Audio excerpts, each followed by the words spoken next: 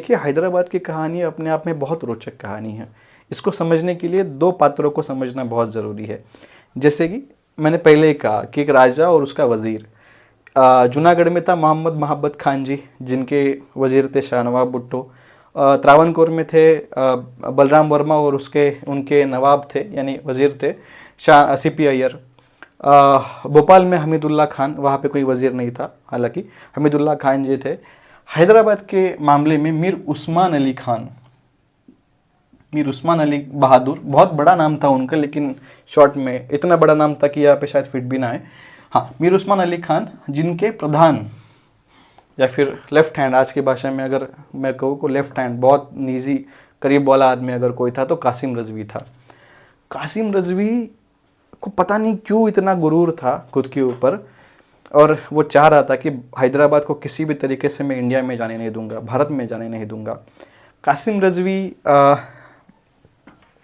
ने 12 जून के दिन 1947 के दिन ये घोषणा कर दी कि देखो, हैदराबाद को समझने के लिए ऐसे मत समझिए आज का जो हैदराबाद है उसमें और पहले वाले हैदराबाद में बहुत ज़्यादा डिफरेंट है। पहले वाले हैदराबाद में कुछ भाग आता था छत्तीसगढ़ का, महाराष्ट्र का, मध्य प्रदेश का, कुछ भाग केरल का। इतनी बड़ी रियासतें थी, इतनी बड़ी रियासत थी कि अगर वो भारत में नहीं आती तो उत्तर और दक्षिण भारत का अपने आप में संपर्क टूट सकता था। इतनी बड़ी ये रियासतें थी। और उसके बाद रिचेस्ट स्टेट थी, भारत के सबसे अमीर राजा नवाब भी वही थे, मीर उस्मान अली बहादुर भारत के सबसे बड़े राजा थे। और रिचेस्ट स्टेट ऑफ इंडिया वो था हैदराबाद। हैदराबाद में था कासिम रजवी। उन्होंने घोषणा की 12 जून के दिन, 12 जून बहुत अहम तारीख है, 12 जून 1947 में ये घोषणा की कि हम नहीं जाएंगे। अब चलो यहाँ तक भी ठीक था, इंडियन गवर्नमेंट फिर भी मैनेज कर लेती। कासिम रजवी ने रजाकार संगठन नाम से एक संगठन बनाया। जब जब हैदराबाद का उल्लेख या फिर हैदराबाद का की कहानी आप सुनेंगे, उसमें रजाकार संगठन का एक बहुत बड़ा पड़ाव आएगा।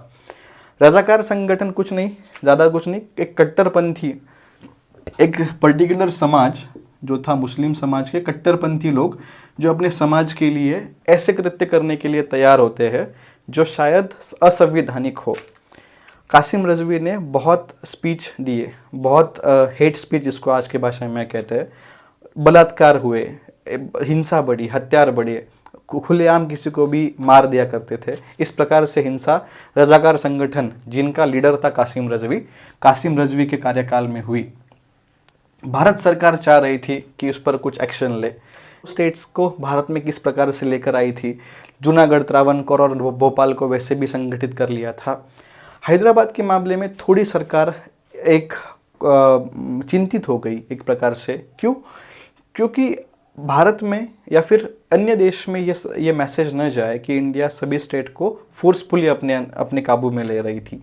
इतिहास में यह न लिखा जाए कि हैदराबाद, त्रावणकोर, जूनागढ़ और भोपाल को फोर्सफुली इंडिया में लाया गया। ऐसी समाचार न फैले, इसकी वजह से शायद इंडियन गवर्नमेंट रियायत दे रही थी उनको कि ठीक है, रजाकार संगठन के कुछ चीज़ों को उन्होंने इग्नोर किया।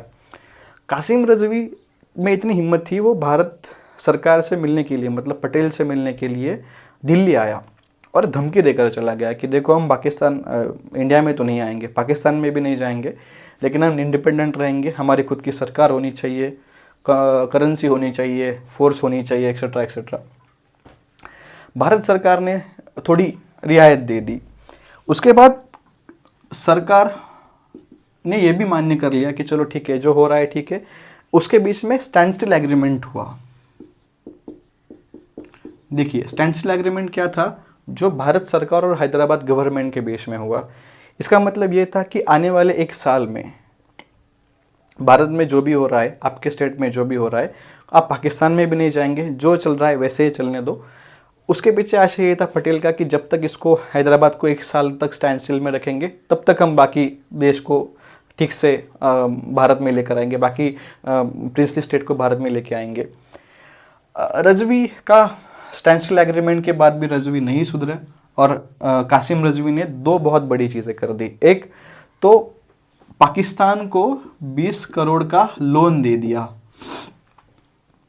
पैसा तो भारत का ही था, अभी वो भारत में भी नहीं था और पाकिस्तान में भी नहीं था।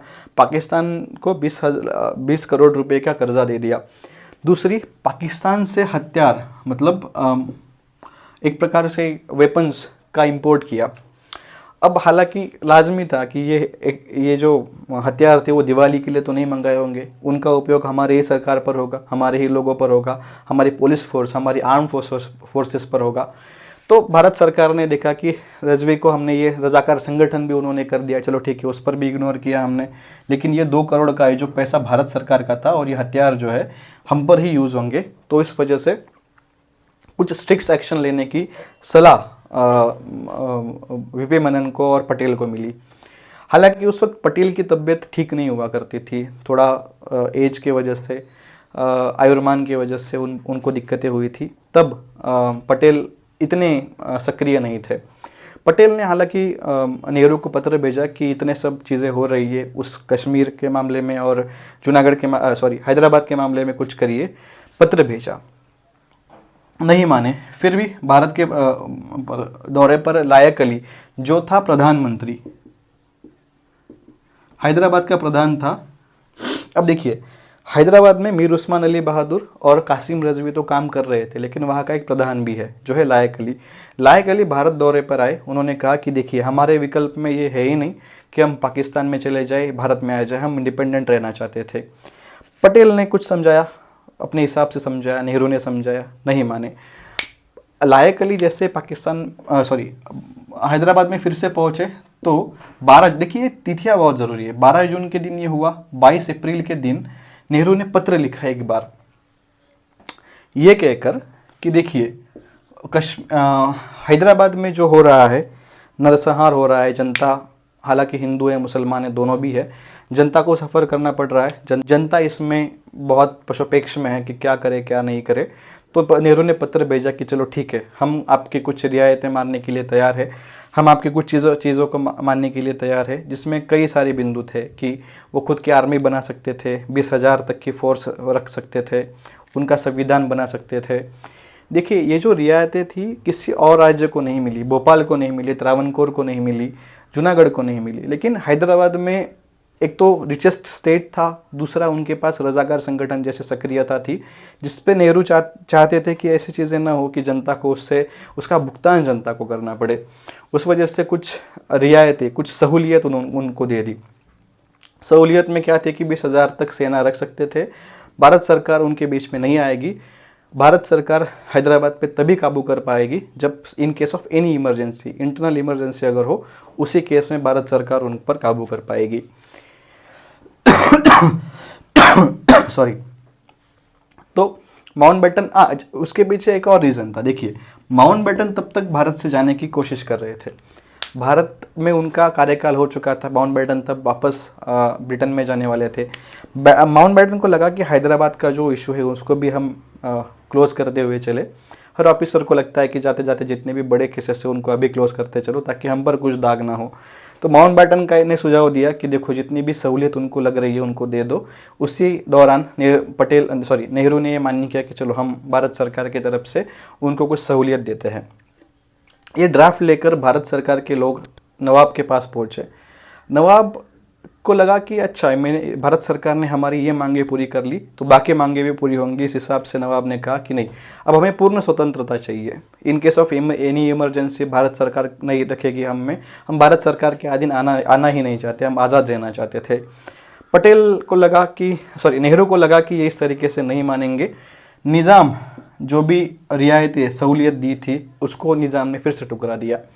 नेहरू ने अंतिमता प्रयास किया। नेहरू ने कहा कि देखो 10 सितंबर के दिन नेहरू का आखिरी पत्र था, उन्होंने रिक्वेस्ट की कि आ जाइए, भारत में आ जाइए, हम आपको सहूलियत देंगे। नवाब नहीं माने तो आखिरकार 13 सितंबर के दिन ऑपरेशन पोलो, उसको ऑपरेशन पुलिस एक्शन भी कहते हैं, कैटरपिलर नाम के ऑपरेशन, मतलब नाम से भी वो फेमस है। तो 10 सितंबर के दिन आखिरी पत्र भेजा। 3 दिन के बाद ही 13 सितंबर के दिन भारत सरकार ने ऑपरेशन पोलो उस पर किया।